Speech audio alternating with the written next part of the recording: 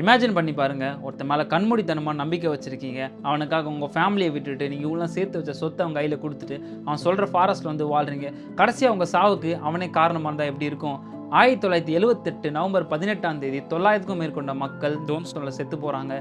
இது சோகமான விஷயம்னு பார்த்தா நிறைய குழந்தைங்க இருக்காங்க. அங்கே வார் இல்லை, ஆக்சிடென்ட் இல்லை, இதெல்லாம் எப்படி நடந்துச்சுன்னு பார்த்தோன்னா ஒருத்தன் மேலே வச்சிருந்த அளவுக்கு அதிகமான மூட நம்பிக்கை தான். அவன் நேம் ஜிம் ஜோன்ஸ். 1931 மே 13ஆம் தேதி இந்தியானாவில் ஜிம் ஜோன்ஸ் பிறக்கிறான். அவனோட 14வது வயசில் அவங்க அப்பா அம்மாவுக்கு டிவோர்ஸ் ஆகுது. அதுக்கப்புறம் அவங்க அம்மாவோட தான் டைம் ஸ்பெண்ட் பண்ணுறான்.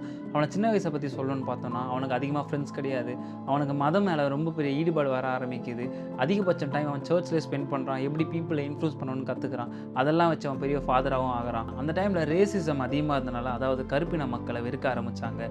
இவன் அவங்களுக்காக குரல் கொடுக்குறதும் ஹெல்ப் பண்ணுறதும் இருந்தான். அவங்க வந்து இவங்ககிட்ட பிரச்சனையை சொல்ல ஆரம்பித்தாங்க. இவன் நல்ல நேரமா இல்லை அவன் கெட்ட தெரியல. அவங்க சொன்ன பிரச்சனை எல்லாம் சரியாகுது. இவனோட பேர் ஊரெல்லாம் பரவ ஆரம்பிக்குது. உலகமெல்லாம் பரவுது. இவனுக்காக பக்தர்கள் காணிக்கும் தர ஆரம்பிக்கிறாங்க. சில பேர் இவனை கடவுளாகவும் கடவுளின் சீடனாகவும் பார்க்க ஆரம்பிக்கிறாங்க. 1955 இவனுக்கு ஒரு சர்ச்சை உருவாக்குறான், பீப்புள்ஸ் டெம்பிள்ஸ். அங்கே பக்தர்கள் வந்து குவிறாங்க, காணிக்கையாக நிறைய காசும் தராங்க. அதெல்லாம் வச்சு பல பிரான்ச் பல இடத்துல ஓப்பன் பண்ண ஆரம்பிக்கிறான் பீப்புள்ஸ் டெம்பிள்ஸ்.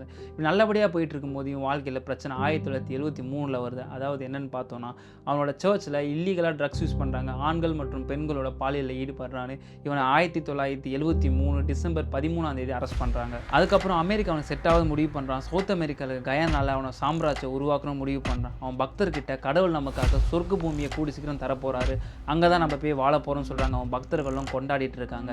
கயானா கவர்மெண்ட் கிட்ட பேசி வனத்துக்கு நடுவில் 3800 ஏக்கரை வாங்கி அந்த இடத்த ஃபுல்லாக க்ளீன் பண்ணி ரெடி பண்ணி ஜோன்ஸ்டவுனும் பேர் வைக்கிறான். கொஞ்சம் கொஞ்சமாக மக்கள் ஜோன்ஸ்டவுனுக்கு குடிக்கிறாங்க. எல்லாரும் வந்ததுக்கப்புறம் அவன் சுயரூபத்தையும் காட்ட ஆரம்பிக்கிறான். அவன் கடவுள்னு சொல்ல ஆரம்பிக்கிறான். மக்கள் சந்தோஷமாக அதையும் ஏற்றுக்கிறாங்க. அது மட்டும் இல்லாமல் அங்கே வந்து ஆண்களோடையும் பெண்களோடையும் பாலியல் விளையாட்டில் ஈடுபடுறான். கேட்டால் பாவத்திலேருந்து மூச்சம் பெற்று கடவுள்கிட்ட போகும் புனிதமான வழின்னு சொல்லியிருக்கான். அவன் பேச்சை கேட்காத மக்களுக்கு கொடுமையான தண்டனை தர ஆரம்பிக்கிறான். சின்ன குழந்தை அழுதாங்கன்னா டின் பாட்டில் போட்டு அடைக்க ஆரம்பிக்கிறான். அவன் ஆட்களை கண்ணோட நிற்க வச்சிருக்கான். மக்கள்கிட்ட அதிகபட்ச வேலையை வாங்குறான். கொடுமையை அனுபவிக்கிறாங்க மக்கள். இதெல்லாம் பார்க்க நரகம் மாதிரி இருக்கு. இந்த நரகத்தை தப்பிச்சிட மாட்டோமான்னு யோசிக்கிறாங்க. ஜோன்ஸ்டவுனோட விவகாரம் வெளியே தெரிய ஆரம்பிக்குது. இங்கே வந்த மக்களோட ரிலேட்டிவ்ஸ்லாம் அமெரிக்கன் கவர்மெண்ட் கிட்ட ஹெல்ப் கேட்க ஆரம்பிக்கிறாங்க. அவர் ஒரு ஸ்பெஷல் யூனிட்டை ரெடி பண்ணுறாரு. காங்கிரஸ்மேன் லியோ ராயனை அப்பாயிண்ட் பண்ணுறாரு ரிப்போர்ட் எடுத்துகிட்டு வரதுக்காக. 1978 நவம்பர் 17ஆம் தேதி அவர் இங்கே வந்து ரிப்போர்ட் எடுக்கிறாரு.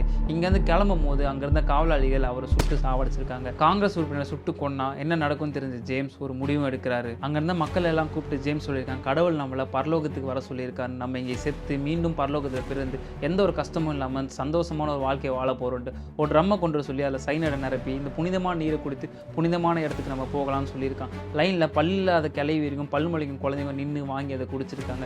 யாரெல்லாம் குடிக்க மாட்டேன்னு சொல்லியிருக்காங்களோ கண்ணை வச்சு மிரட்டி அவங்களை குடிக்க வச்சிருக்கான். சில பேரும் சுட்டு சாவடிச்சிருக்கான். அவன் கண் முன்னே அவன் பக்தர்லாம் சாவத்தை பார்த்து அவன் தலையில் ஒரு கண்ணை வச்சுட்டு என்னால் முடிஞ்சதை செய்து விட்டுன்னு சொல்லிட்டு அவனும் தலையில் சுட்டு சாவறான். 918 பேர் செத்துருக்காங்க. 300க்கும் மேற்பட்ட குழந்தைகள் செத்துறது தான் ரொம்ப சோகமான விஷயம். அடுத்த நாள் ஹெலிகாப்டரில் அதிகாரிகள் வராங்க. ஜோன்ஸ்டவுனை பார்க்கும்போது கொத்து கொத்தாக பிணங்கள் கொட்டி கிடக்குது. இந்த விஷயங்கள் வெளியே தெரியும் போது மக்கள்கள் எல்லாம் அதிர்ச்சியில் உறைஞ்சு போகிறாங்க. ஒரு போலீஸ் சாமியாரை கண்மூடித்தனமாக நம்பினா என்ன நடக்கும்ன்றதுக்கு ஒரு எக்ஸாம்பிள் ஜிம் ஜோன்ஸ்.